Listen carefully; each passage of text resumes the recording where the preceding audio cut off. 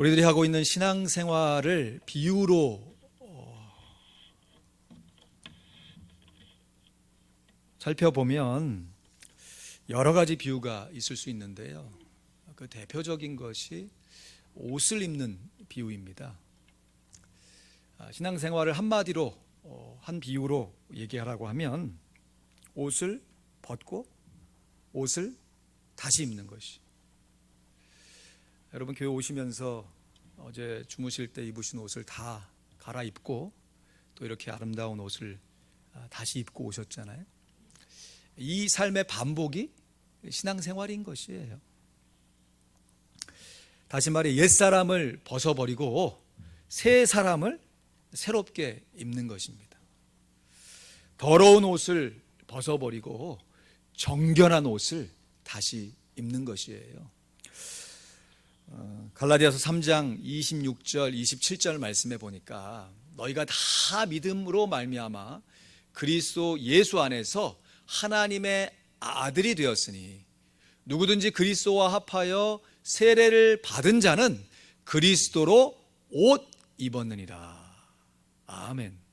그러니까 우리가 옛사람을 벗어버리고 새 사람을 입는다, 더러운 옷을 벗어버리고 정결한 옷을 입는다라고 하는 것은 나의 성품을 벗어 번지고 예수 그리스도의 성품을 본받는 것이죠.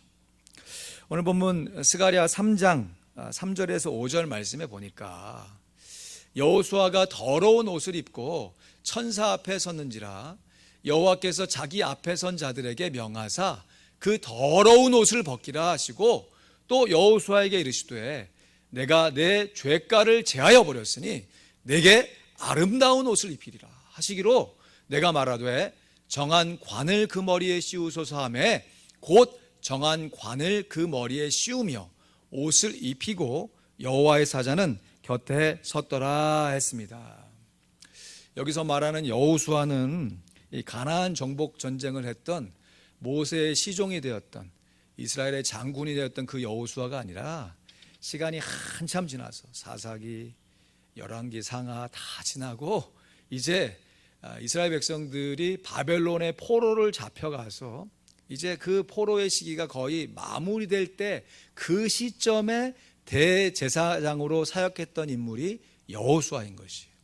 그러니까 이 여호수아는 이 당시에 대제사장인 것이에요. 여러분 우리가 레위기를 통해서 배웠듯이 대제사장은 부모가 죽어도 상을 치를 수가 없었어요. 왜냐하면 죽음 시체를 만지면 부정해지니까. 백성을 위해서 하나님과 백성 사이의 중보자로서 자기 자신을 정결하게 해야 하는 막중한 책임을 갖고 있는 사람이에요. 그런데 그 대제사장 된 여호수아가 입고 있는 옷을 보니까 더러운 옷을 입고 있는 것이에요. 그래서 여호와께서 그 더러운 옷을 벗겨버리라. 또 이 대제사장 여호수아에게 내가 내 죄가를 다 제해버렸다. 그러면서 이제 내가 너에게 아름다운 옷을 입혀주리라. 그 아름다운 옷이 뭐냐? 정한 관을 그 머리에 씌우고 정한 옷을 새롭게 입혀주시는 것이에요. 대제사장은 1년에 한 차례 대속죄일에 평소에는 에봇을 입고 다른 제사장들과 구별된 의복을 입었지만 이 대속죄일에는 오히려 에봇을 벗고 하얀 세마포 관, 하얀 세마포 옷만 입고 지성소에 들어가요. 지성소에 들어가서 하나님의 이 연기 가운데, 임재 가운데 하나님의 뜻을 분별받고 온 백성의 죄를 속하고 나오게 됩니다. 그럴 때 대제사장이 입은 옷은 하얀 세마포 옷이에요. 그래서 우리들도 깨끗한 옷 하면 물론 세탁된 옷도 얘기하지만 흰 옷, 하얀색 옷을 떠올리잖아요. 그런데 이렇게 하얀 옷이 비단 색깔만 하얀 것이 아니라 우리의 마음의 상태, 우리의 영혼의 상태도 새하얀 깨끗한 상태가 되어져야 한다는 것이에요. 그래서 예수님께서 이 땅에 오셨을 때 나는 마음이 겸손하고 온유하다. 예수님이 입으신 그 옷이 바로 겸손과 온유의 옷이고, 우리들도 예수님을 닮아서 입어야 할 옷이 겸손과 온유의 옷인 것이. 여기서 잠깐 우리 스가랴서를 조금 공부를 하고 앞으로 계속해서 스가랴서를 살펴볼 것이니까, 이 스가랴 말씀 묵상 가운데 스가랴서의 이 전체적인 구조를 한번 살펴보고 오늘 말씀의 교훈으로 다시 돌아오고 싶습니다. 스가랴서는 구약의 묵시록이라고 했잖아요. 묵시록이라는 것은 환상과 상징이 있다는 것이. 그래서 이 환상과 상징을 쉽게 해석해내기가 어려워요. 대신 어려운 만큼 깨닫게 되면 아, 이거구나 라는 마음을 가지고 확실하게 그 말씀에 거하게 되는 장점이 있습니다. 스가랴서가 모두 몇 장까지 있다고 말씀드렸죠? 14장까지. 아유, 감사합니다. 근데 이거를 반토막 따르면 77 나누면 좋겠는데 이게 86으로 나눈다고 그랬잖아요. 그래서 전반부가 8장, 후반부가 6장이에요. 근데 기억하기도 쉽게 이 후반부 6장, 이 전반부의 6장에 환상이 8개가 기록되어 있다고 그랬잖아요. 근데 이 환상이 그냥 기록된 것이 아니라 일정한 구조를 갖고 기록되어 있음을 성경학자들이 발견하게 돼요. 아니, 발견한 게 맞지요. 자기가 만들어낸 것이 아니라 스가랴서가 그렇게 되어진 것을 성경을 읽고 또 연구해 보니까 아, 이런 구조로 된 거구나 라는 것을 알게 되었으니까요. 이 8개의 환상이 화면 보여주시면요, 모두 대구 상관법으로 이렇게 연결되어져 있는데요. 말이 좀 어렵지만 이거 어떻게 되어 있냐면 1장부터 6장까지 8개의 환상이 기록되어 있으니까 각 장에 하나씩 있으면 6개밖에 없잖아요. 그러니까 한 장에 2개의 환상이 있는 게 있을 거 아니에요? 그게 1장과 5장입니다. 1장에 2개의 환상이 뭐냐면 첫 번째가 4개의 말들, 4개의 뿔 환상이 1장에 기록되어 있고, 2장에는 우리가 지난 시간에 함께 말씀을 나눈 성전을 건축하는 측량줄에 대한 환상이 기록되어 있고, 오늘 이 3장에 대제사장 여호수아에게 정결한 의복을 입히시는 환상이 기록되어 있고, 이제 4장에 가서는 이 지도자, 이 당시의 지도자가 스룹바벨인데 이 스룹바벨이 성령의 감동함을 입는 환상이 기록되어 있어요. 그리고 5장의 6번째 환상인 날아가는 두루마리 환상이 기록되어 있고, 이 또 5장 그 후반부에 보면 한 여인이 에바 속에 이렇게 드러나는 환상이 있고, 마지막 6장에 8번째인 4가지 병거의 환상이 기록되어 있어요. 근데 이게 모두 이 대구 상관법으로 연결된다는 거예요. 이게 무슨 말이냐면 첫 번째 환상이 8번째 환상과 대꾸를 이루면서 조화를 이룬다는 것이. 4가지 말이 4개의 병거를 이끌잖아요. 4가지 뿔이 이 에바 속에 앉은 여인, 이 음녀라고 표현되는데, 이 앞에 말들과 병거와 뇌뿔과 여인이 이 세상의 권력, 권세를 상징적으로 보여주는 것이에요. 그러니까 이 세상의 권세 속에서 하나님의 성전이 어떻게 지어져 가느냐, 그 구체적인 얘기가 이 3번째 환상을 통해, 하나님의 측량줄을 통해 이제 내가 성전을 건축하겠다. 근데 그 측량줄이 6번째 환상인 두루마리 환상과 연결되어지면서 하나님의 성전의 측량은 말씀으로 되어진다라고 하는 사실을 보여주는 것이에요. 우리가 하나님의 성정됨의 제일 표시는 하나님의 말씀을 묵상하고 그 말씀을 깨달은 만큼 실천하는 것이 성전됨인 것이에요. 그러면서 이 성전을 누가 일으키는가? 이 구약의 기름 부음을 받은 이 메시아가 일으키는데, 이 구약의 기름을 받은 3중직이 있잖아요. 첫 번째 직이 제사장, 2번째가 왕, 3번째가 선지자. 이 3가지의 3중직의 사람들이 기름 부음을 받아서 사역을 하는데, 첫 번째 대제사장이 더러운 옷을, 정결한 옷을 입음으로 새롭게 되어지고요, 이 당시 지도자 왕인 스룹바벨이 하나님의 감동함을 입어서 성전 재건을 이루어내고, 또 이것을 지금 누가 이야기하고 있는 거예요? 선지자 스가랴가 얘기하고 있는 거 아니겠어요? 이 동일한 내용을 선지자 학개도 얘기하는데, 여러분 나중에 학개서를 읽어보시면 이 기름을 받은 삼중직이 그대로 드러납니다. 첫 번째 대제사장, 두 번째 스룹바벨, 그리고 학개 선지자. 근데 아마 선지자 스가랴는 조금 마음이 겸손해서 그런지 자기 일은 밝히지는 않아. 그러나 자기가 그 일을 기록하고 있으면서 이 메시아의 삼중직을 함께 협력하여서 성전이 이루어지는 것을 기록하고 있는 것이에요. 그래서 세워진 성전이 수룹바벨 성전인 것이죠. 건물 성전이 세워지게 된 것이에요.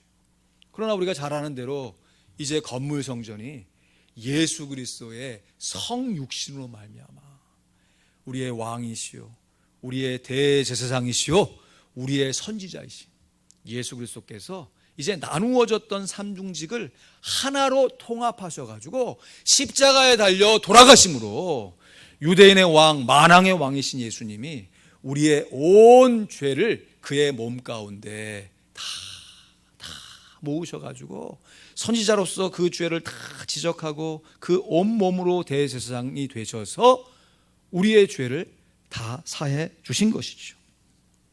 그래서 이 스가랴에서 계속 반복 강화해서 우리에게 교훈하는 것은 너희가 절대로 우상 숭배하지 말고 성전 재건을 하며 살아가야 한다는 거죠. 우상 숭배를 하면요, 당장에는 뭔가 잘 되는 것처럼 보이지만 결국에는 서로 싸워요. 서로 싸우고 물고 먹고 하다가 결국은 자멸하게 되기 때문에. 그래서 하나님이 우리를 정말 하나님의 자녀로 여기신 것이 맞아요. 여러분, 우리가 자녀들을 향해서 자녀들이 큰 돈을 버는 것도 좋고, 자녀들이 막 서로 막 그냥 누가 더 공부를 잘하나 해서 좋은 대학에 가고 좋은 직장, 뭐 이 세상에 권력 가는 거 너무너무 좋지만, 근데 그렇게 쫙 세상에 성공했는데 서로 막 진짜 막 그냥 머리 디밀고 서로 막 싸우고 있어. 여러분, 차라리 그런 권세, 그런 재물, 그런 명예 없더라도 사이좋게 지내는 모습을 바라보는 것이 부모의 심정 아니겠어요? 하나님의 모습이 그거예요. 우리를 향해서 너희들이 이 땅 가운데 살아가면서 사이좋게 지내라는 거예요. 사이좋게. 이 일을 이루시기 위해서 예수 그리스도께서 우리 가운데 오신 것이에요. 그래서 히브리서 4장 15, 16절 말씀에 보면요, 참 귀한 구절이죠. 우리가 이 구절을 마음에 품기 때문에 우리가 죄악이 있어도 부족한 것이 있어도 매주일마다 주님 앞에 나와 예배할 수 있는 것이죠. 우리가 같이 읽습니다. 시작. 우리에게 있는 대제사장은 우리 연약함을 체울하지 아니하는 자가 아니요 모든 일에 우리와 한결같이 시험을 받은 자로 돼 죄는 없으시니라. 그러므로 우리가 궁휼하심을 받고 때를 따라 돕는 은혜를 얻기 위하여 은혜의 보좌 앞에 담대히 나아갈 것이니라. 할렐루야. 우리에게 있는 대제사장이 누구이십니까? 예수 그리스도이시죠. 아멘. 예수 그리스도께서 왜 우리에게 대제사장이 되십니까? 건물 성전에서 예수 성전이 되셨기 때문에요. 그래서 감사한 것은 그 예수 그리스도께서 십자가에 달려 돌아가시고 부활 승천하심으로 말미암아 보내주신 성령 하나님으로 인해서 이제 예수 성전이 성도 성전이 되어진 것이에요. 할렐루야. 그러니까 우리가 예수님과 같은 하나님의 아들은 아니죠. 본질적으로 하나님의 아들은 아니에요. 그러나 양자 되어서 하나님의 자녀가 될 수가 있는 것이에요. 이 세상 신앙생활, 그래서 의복을 갈아입는 것이, 예수님께서 이 환상 가운데 예수님 스스로가 더러운 옷을 입고 계시지 않았죠. 그러나 이 수룹바벨 성전을 세울 때 대제사장의 의복을 보니까 거룩해야 할 대제사장이 더러운 옷을 입고 있는 것이. 그래서 그 의복을 내가 제하여 버리고 아름다운 옷, 정한 옷으로 갈아입힌다 말씀하시는 거죠. 그래서 그렇게 입혀진 의복을 가지고 이제 건물 성전에서 예수 성전으로, 예수 성전에서 성도 성전이 된 우리들은 이것을 우리의 일상생활의 거룩으로 하나님 앞에 예배할 수 있는 것이에요.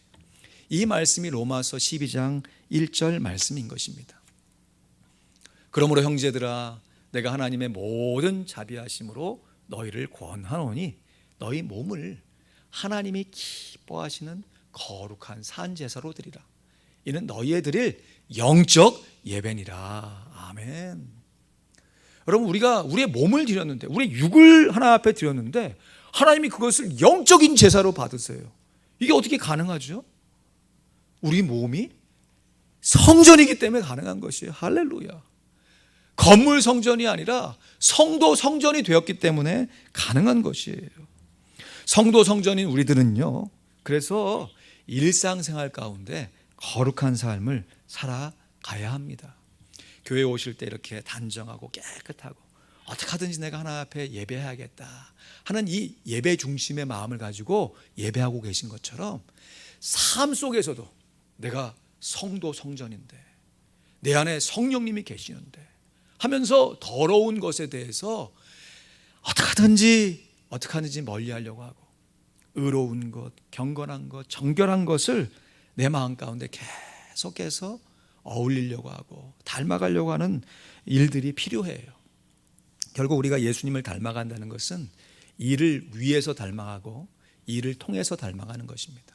다시 말해서 우리가 어떻게 하든지 거룩해져야겠다 하는 이 일상의 거룩한 태도로서 거룩해져 가는데, 이것이 우리의 삶의 목표가 되는 것이에요. 예수님이 거룩하신 것처럼 나도 거룩해야 한다는 것이에요. 부모가 준 재물이 많고 태어날 때부터 똑똑한 게 많고 남들보다 의지력이 많아서 이 세상에 이런저런 성공된 모습을 취하면서 거룩해져 건도 너무너무 의미가 있어요. 그러나 주님 달란트 비유에서 비유한 것처럼 꼭 5달란트 받아야만 하나님 앞에 칭찬받는 거 아니에요.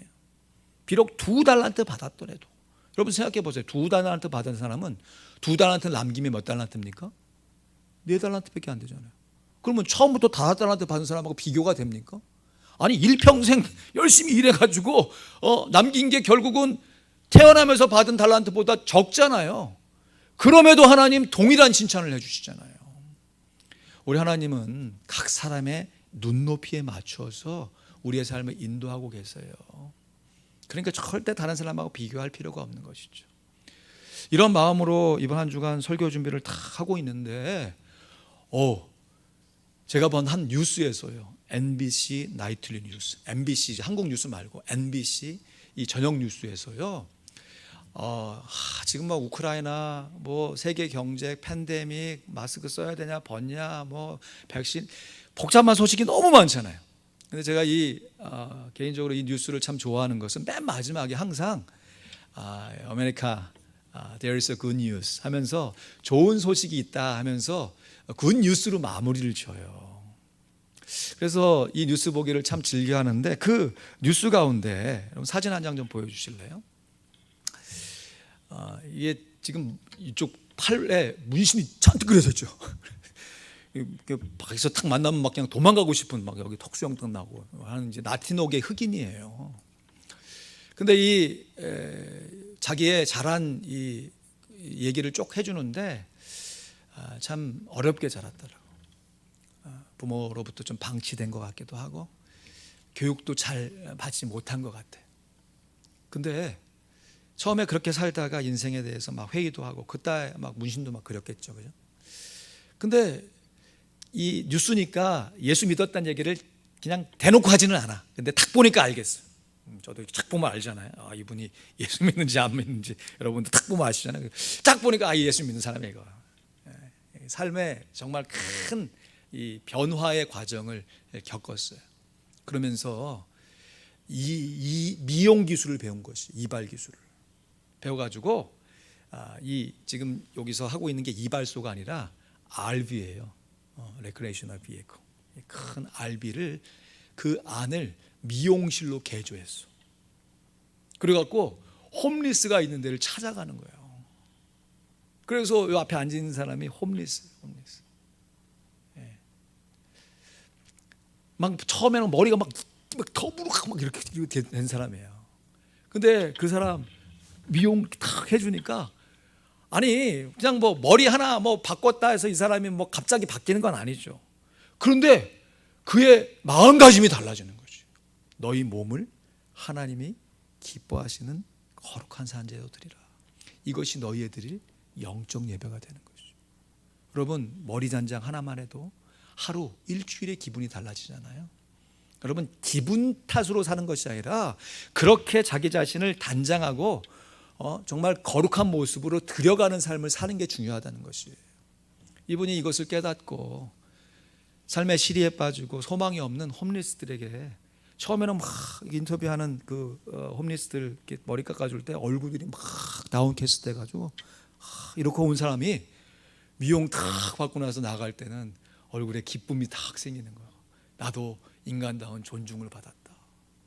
나도 이제 한번 열심히 살아봐야겠다 하는 그 삶의 각오를 갖고 살아가는 것이죠. 뭐 이분이 미국의 대통령도 아니고 뭐 대학의 총장도 아니에요.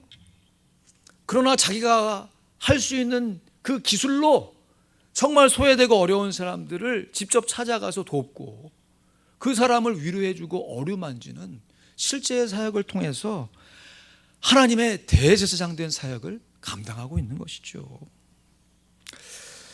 자기가 갖고 있는 삶의 어려움을 그 어려움 속에 함몰되고 자포자기하는 것이 아니라 예수님의 인격적으로 만난 후에 주님이 입혀주신 거룩한 옷을 가지고 일상의 삶 가운데 다른 사람을 섬기며 살아가는 이 아름다운 삶, 이것이 우리에게 요구하시는 대제사장이신 예수님께서 우리에게 요구하시는 제사장된 삶인 것이에요.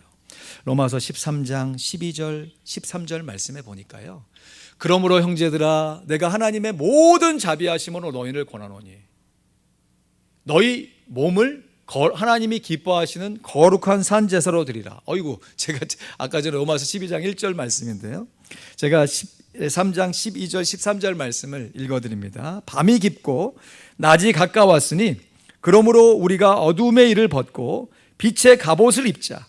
낮에와 같이 단정히 행하고 방탕과 술 취하지 말며 음란과 호색하지 말며 쟁투와 시기하지 말고 했습니다. 네, 제가 실수했습니다. 용서해 주시고요. 사람이 호색하지 않고 술 취하지 않고 방탕하지 않아야 됩니다. 그런데 이것을 어떻게 이룰 수 있느냐? 로마서 13장 12, 13절에 이어지는 14절 말씀에 보니까 이거 같이 읽죠. 시작. 오직 주 예수 그리스도로 옷 입고 정욕을 위하여 육신의 일을 도모하지 말라. 아멘. 이게 비결이에요. 물론 자기 수행, 자기 참선, 자기의 어떤 명상 도움이 됩니다. 그러나 자기에게 계속해서 집중하게 되면요, 그게 이루어지면 자기도 모르게 우쭐한 마음이 생겨요. 참 사람 마음이 간사해가지고요, 내가 지금 이걸 어떻게 하지 싶을 때 처음에는 막 이렇게 하다가 그게 되잖아요. 그러면 나도 모르는 사이 되네, 할 수 있네, 여기까지는 좋은데 나도 하는데 너는 왜 못해? 이런 식으로 나간다니까. 내가 방탕과 음란과 호색하는 것을 처음에 내가 어떻게 안 하지? 이걸 어떻게 안 할 수 있을까 해가지고 이거를 자기 스스로 막 일으키기 위해서 막 책도 보고 명상도 하고 막 극기 훈련도 하고 하면서 하면 어느 정도 되는 것처럼 보이거든. 그러면 나는 되는데, 그렇지 못한 사람을 향해서 궁휼한 마음이 아니라 정죄하는 마음으로 나가는 것이죠. 그런데 우리가 예수 그리스도를 닮아가면서 예수 그리스도의 겸손과 온유의 모습을 닮아가면서 이 세상의 더러운 것을 피해가잖아요. 그러면 이 세상의 더러운 거 피하면 예수님께 더 가까이 가잖아요. 그럼 예수님께 가까이 가면 갈수록 나의 더러움이 더 크게 보이기 때문에 교만해질 수가 없는 것이죠. 무슨 말인지 이해가 되시나요? 내가 내 기준이 돼가지고 이 세상의 더러움을 피하면요, 내가 이 기준을 통해서 다른 사람보다 조금 경건하게 살고 있는 모습을 가지고 자기도 모르게 교만해지는 것이에요. 신기해, 사람이. 그런데 내가 이 세상의 기준이 아니라 주님을 기준으로 딱 삼고 이 세상의 더러운 것을 멀리하게 되면요, 그렇게 주님을 닮아가는 과정 가운데 나는 이 세상의 기준에 보여서 조금 거룩해진 것처럼 보여도 이 세상의 기준이 아닌 주님을 기준으로 삼았기 때문에 주님의 기준 안에서 나의 거룩은 아무것도 아니거든. 마치 막 이렇게 건물 공사장에 깜깜한 상황 가운데 오면 목이 좀 칼칼하지. 아우 여기 공기 좀 이상한데. 근데 갑자기 커튼 탁 내려가지고 밖에서 빛이 쫙 오면 그냥 그 안에 그냥 먼지가 뽀얀한 거 보이시잖아요, 그죠? 그래서 야 창문 열고 막 다 환기시키고 야 이제 청소 좀 했네 하고 나서 일주일 뒤에 딱 와가지고 창문을 탁 열면 옛날처럼 방 안에 먼지는 꽉 없을지라도 그래도 일어나는 먼지들이 옛날에는 안 보였다고요. 근데 그 먼지가 보이는 것이, 그러면서 그게 마음 가운데 괴로움이 되는 것이죠. 그것이 뭐 제가 감히 그 수준까지는 못 따라가지만 그 윤동지 시인의 서시 아니겠어요? 잎새 이는 바람에도 나는 괴로워했다. 아니 잎새가 이렇게 탁 지나가는데 그 바람을 바라보면서 자기의 내면의 상태를 탁 지켜보는 거 아니에요. 그러면서 저렇게 휘날리는 그 잎새처럼 내 마음도 저렇게 흔들리고 있는 마음 속에 나는 언제쯤이면 정한 마음을 가질 수 있을까 하는 마음으로 괴로워하는 거 아니겠어요?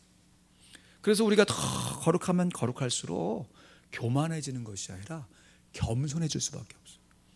그냥 막 내가 겸손해야지, 아우 내가 진짜 겸손해야 됩니다, 이런 것이 아니라 실존적으로 나는 죄인이라는 것이 예수님의 거룩한 기준 안에 밝히 보이기 때문에 고개가 숙여지지 않을 수밖에 없는 것이에요. 여러분 공터에 사람들이 이렇게 쓰레기를 버리잖아요. 참 미국 살면서 참 대단한 것은 야 사람들이 쓰레기를 잘 안 버려. 이게 문화적으로 어떻게 이렇게 잘 정착이 됐는지 모르겠어요. 그러나 저 우리 나라를 건영해서 좀 미안하지만 중미의 어떤 나라 우리 선교여행 갔잖아요. 야 비가 억수처럼 쏟아졌어요. 그랬더니 와 웬걸 그 억수처럼 쏟아진 비에 이 쓰레기들이 그냥 사슬려 가지고 그냥 동네가 깨끗해졌어. 그래가지고 야 이거 살만한 동네구나. 여기도 자연환경 좋고 공기 좋네. 웬걸 이 화수구 쪽으로 가보니까 거기에 그냥 몰려온 쓰레기가 그냥 더미를 이루고 있어요. 여러분 일반 공터에 그런 나라 같으면 여기 밑에 막 천조망도 세우고 막 그냥 그 안에 막 죄송합니다 가위 그림도 그리고 막 하면서 여기 들어오면 뭐 킵아웃 뭐 하면서 막 위협하면서 쓰레기 버리지 말라고 하죠. 그런데 사람이 쓰레기를 안 버립니까? 저거 저기가 갖다 버리나 보다. 저 같은 경우에는 갖다 거기다가 버리죠. 또 버리지 말라고 한 거기에다 꼭 버리잖아요. 공터에 쓰레기를 버리지 않게 하는 가장 중요한 방법은 거기에 막 철조망을 치고 거기를 못하게 만드는 것도 하나의 방법일 수 있겠지만 그 공터에 꽃밭을 심는 것이 오래 걸리는 일이겠죠. 쉬운 일은 아니겠죠. 그러나 그 꽃밭을 만들어 놓으면 여러분 꽃밭에다 누가 갖다가 진짜 강신량이 아니고는 쓰레기를 투척하지 못하겠죠.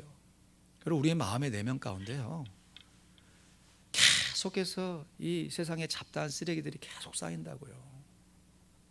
그 쓰레기를 우리가 어떻게 처리할 것인가. 내 스스로 그렇게 생각하지 말아야지, 오늘은 내가 그렇게 안 살아야지 결심하는 것 좋아요. 그리고 그런 환경에 노출되지 않도록 아예 참여도 안 하고 아예 담을 싸고 싸는 것도 하나의 방법일 수 있습니다. 그러나 우리가 인생 살면서 우리의 몸을 하나님 앞에 거룩한 산제소로 드린다는 것은 수도원 생활하는 게 아니거든요.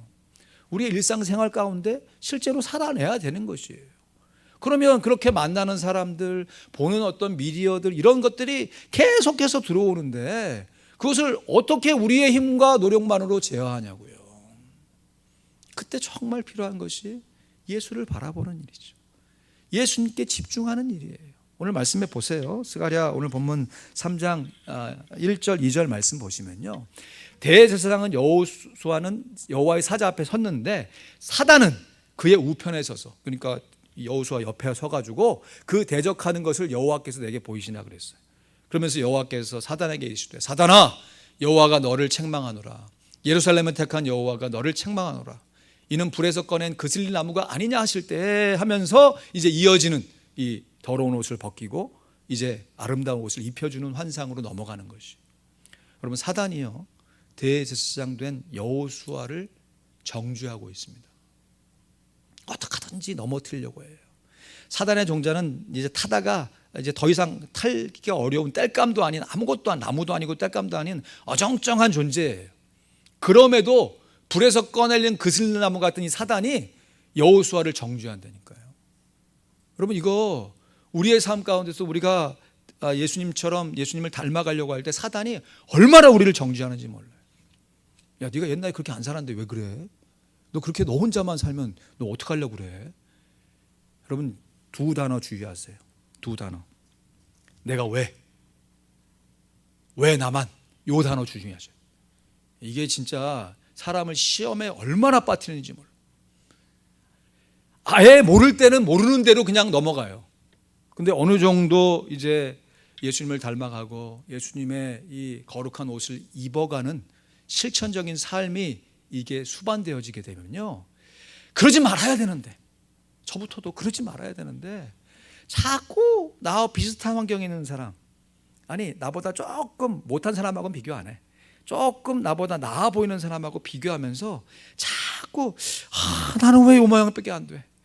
왜 나는 이 정도밖에 안 돼? 하는 이 자괴감으로 자꾸 숨어버리려고 그래요. 그러면서 내가 열심히 뭔가를 이렇게 봉사하고 섬겼잖아요. 근데 섬기지 않은 사람을 향해서 왜 나만 섬겨야 되지? 왜 나만? 그러면서 또 내가 왜 또 섬겨야 되지? 하는 마음이 계속해서 마음 가운데, 이건 한 사람만 그런 게 아니라 사람이라면 누구나 갖고 있는 마음이에요. 근데 이 마음을 사단이 가만 안 두는 것이에요. 다 처음에 우리의 생각과 사단의 생각이 막 이렇게 휩쓸리게 만들면서 나중에는 이게 사단이 준 생각이 아니라 내가 마땅히 품어야 할 나의 권리처럼 딱 생각하게 되면서 다른 사람을 향해서 아니 실컷 섬겨놓고 실컷 애써놓고 다른 사람에게 정죄하는 일들을 하는 것이죠. 그렇게 되어지면 나중 되어진 그 형편을 보게 되면 결국 그 일이 하나님 앞에 영광되는 것이 아니라 하나님의 영광을 가리운 일이 되어지게 되는 것이에요. 그래서 예수 그리스도로 옷 입어 성도 성전이 된 하나님의 자녀들은 반드시 날마다 일상생활 가운데 예수 그리스도의 마음을 품어야 하는 것이에요. 빌립보서 2장 5절 8절 말씀에 보니까 우리 가슴에 좀 손을 얹고 같이 읽을까요? 우리 이 말씀 실천합시다. 시작. 너희 안에 이 마음을 품으라. 곧 그리스도 예수의 마음이니 그는 근본 하나님의 본체시나 하나님과 동등됨을 취할 것으로 여기지 아니하시고 오히려 자기를 비어 종의 형체를 가져 사람들과 같이 되었고 사람의 모양으로 나타나셨음에 자기를 낮추시고 죽기까지 복종하셨으니 곧 십자가에 죽으심이라. 아멘. 예수님께서 우리들로 하나님과 새로운 관계를 맺게 하신 대제사장의 역할을 하신 것처럼 우리들도 서로 맺고 있는 가족, 성도, 우리의 이웃과의 관계 안에서 제사장의 역할을 감당해야 돼요. 한마디로 정말 사이좋게 지내야 합니다. 여러분, 사이좋게 지낸다는 거 한번 말씀드렸죠. 사이가 좋아야 돼요. 사이라고 하는 것은 어떤 사람과 사람의 공간을 얘기하는 거죠. 그 사이가 좋아야 돼요. 권사님과 저의 사이가 좋아야 돼요. 여러분, 너무 가까이 있는 것도 그 당시에는 뭐 서로 친밀해 보이지만 사이가 좋은 거 아니에요. 너무 멀리 있어도 사이가 좋은 거 아니에요. 가까이 부르면 올 수 있고 또 쉽게 안부를 물을 수 있는, 이게 뭐 심리적인 거리, 물리적인 거리 다 포함해서 사이가 좋아야 돼요. 특별히 내 마음 가운데 나는 이렇게 봉사하는데 저 사람은 왜 저러고 있지?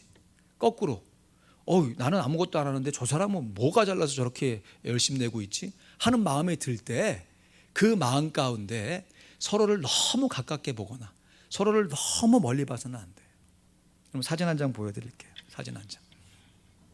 찰리 채플린이 Life is a tragedy when sin is close up, but a comedy in a long shot, 이렇게 얘기했어요.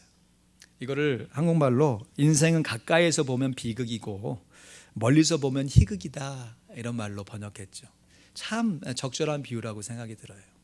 이분이 이제 희극인이잖아요. 코미디언이잖아요. 그러니까 자기가 하고 있는 일에 대한 어떤 자부심, 또 자기가 이런 일을 오랫동안 했을 때 사람들이 이러한 마음으로 살았으면 좋겠다 하는 자기의 삶의 통찰력을 참 명언으로 남긴 거죠. 여러분, 우리가 가까이 자세히 봐야 할 때가 있어요. 근데 어떤 대립의 상황, 나와 감정적으로 조금 어그러진 상황 가운데 상대방을 가까이 보면요, 짜증만 납니다. 힘만 들어요. 그럴 때 내가 예수님의 제사장인데 해서 뭐 그 사람 아예 안 본다 이게 아니라 조금 여유 있는 마음을 갖고 멀리 볼 필요가 있는 것이. 사진 한 장 보여드릴게요. 개와 고양이가 싸우고 있는데 여러분 이거 가까이 있는 사진 보세요. 개와 고양이하고 막 서로 이렇게 개가 막 잡아먹으려고 하잖아요. 이걸 조금 멀리 된 사진 한번 보실래요? 같이 놀고 있는 사진이에요. 어떤 상황 가운데 서로 막 심하게 다투고 있는 그 상대방의 모습만 보면 상대가 상대를 서로 막 싸우고 있기 때문에 두 상대는 서로의 가까운 얼굴만 봐. 막 찌그러진 얼굴, 막 이그러진 얼굴. 그리고 막 내가 찌그러뜨려야 상대방이 나의 감정을 읽을 수 있다고 생각해갖고 더 찌그러뜨리지. 근데 상대방은 그 모습 보고 평소에도 별로 그냥 탐탁지 않았는데 찌그러진 얼굴 보니까 더 마음이 그냥 상한 거예요. 서로. 근데 그렇게 서로 싸우는 사람들의 모습을요, 제3자의 입장에서 멀리 보잖아요. 좀 죄송한 얘기지만, 야, 참 저 이 좋은 날 서로 참 잘 놀고 있구나 하는 마음이 생길 수도 있는 거죠. 여러분, 공터에 갔을 때 어떤 사람들은 막 서로 막 싸우고 막 그러잖아요. 그럼 막 분위기가 험악해지고, 그럼 두 사람은 막 그냥 생사를 걸고 싸우죠. 그러나 주변에 지나가는 사람은 저 사람 왜 싸우나 그냥 관망하면서 지나갈 수도 있는 것이에요. 말처럼 쉬운 일 아니죠. 내가 진짜 성도의 성전으로서 서로 동족 상잔의 비극을 일으키지 아니하고 동족의 서로 화합과 평화를 이루는 사람이 된다는 것 쉬운 일이 아닙니다. 이건 적당히 살라는 것이 아니라 적절하게 살라는 것이, 그냥 대충 살라는 것이 아니라 알맞게 살아가야 한다는 것입니다. 이럴 때 우리 안에 있는 미움 다툼이 예수 그리스도의 옷을 덧입고 예수님의 성품으로 변화되어져 가는 것입니다. 마태복음 11장 29절 30절 말씀에 예수님께서 이렇게 말씀하셨어요. 나는 마음이 온유하고 겸손하니 나의 멍에를 메고 내게 배우라. 그러면 너희 마음이 쉼을 얻으리니 이는 내 멍에는 쉽고 내 짐은 가벼움이니라 하시니라. 아멘. 저는 뭐 지금도 사실 이 말씀이 다 이해는 되지는 않습니다. 그러나 제가 어렸을 때는 이 말씀을 읽고 예수님이 마음이 온유하고 겸손하다는 말씀이 정말 손톱만큼도 이해가 되지 않았어요.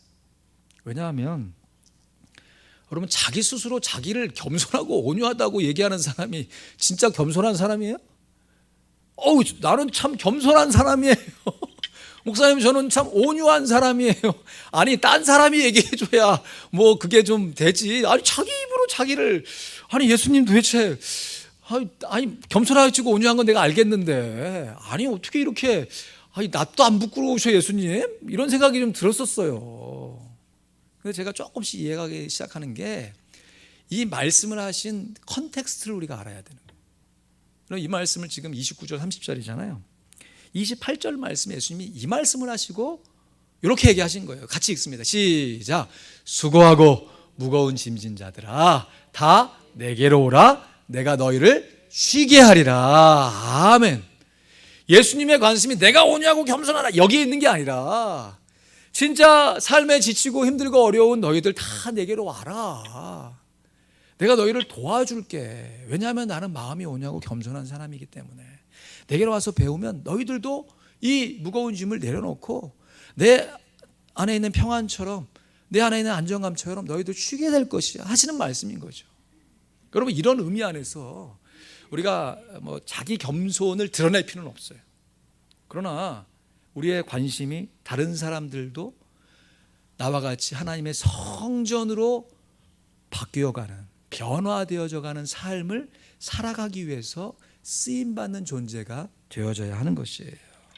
말씀을 맺습니다. 스가랴에서 강조하는 것은 성전의 재건이에요. 그 재건이 말씀으로 되어진다고 하고, 메시아의 삼중직, 선지자, 대제사장, 왕이 함께 이루어낸 이 건물 성전을 이루었어요. 이 아름다운 모습을 예수님께서 다 통합하셔서 그의 육신으로 십자가에 다 달려 우리의 죄를 위하여 물과 피를 다 쏟으심으로 우리로 하여금 성도 성전이 되게 해주신 것이에요. 그래서 우리도 예수님을 닮아서 일상의 삶 가운데 거룩한 삶을 살아가는 것은 다름 아닌 주님이 입으신 그 옷을 나도 입고 살아가는 것입니다. 주님이 입으신 그 옷을 입는다는 것은 주님이 품으신 그 마음을 나도 닮아가는 것입니다. 기도하겠습니다.